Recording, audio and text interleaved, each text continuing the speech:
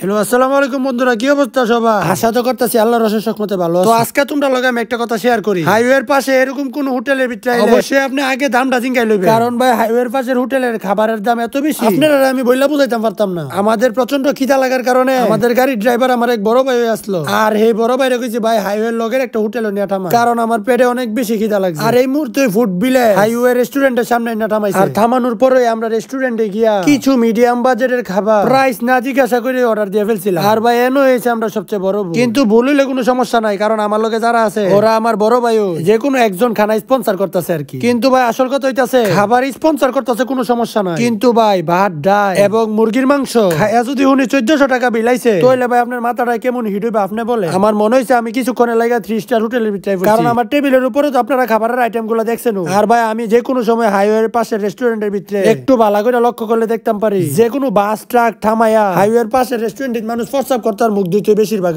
আর 1-2 cup চা খাওয়া যায় আর কি। কারণ ভাই এই রেস্টুরেন্টের ভিতরে যে পরিমাণে খাবারের প্রাইস রাখে, আমি খাবারের প্রাইস হই না আমার মাথা ভালোই হিট হয়ে গেছে, যে কারণে আমার বলার মতো কোনো ভাষা। আর এই রেস্টুরেন্টের লোকেশন হইতাছে গজারিয়া মুন্সিগঞ্জ। আসলে ভাই খাবারের প্রাইসের দামটা হই না আমার মাথাটা তো পুরোপুরি গরম হয়ে গেছে। আজকের ভিডিও এনে শেষ করলাম, তোমরা বুঝতে না হাইওয়ে রেস্টুরেন্টের ভিতরে খাবার টাবার খাইও আর কি।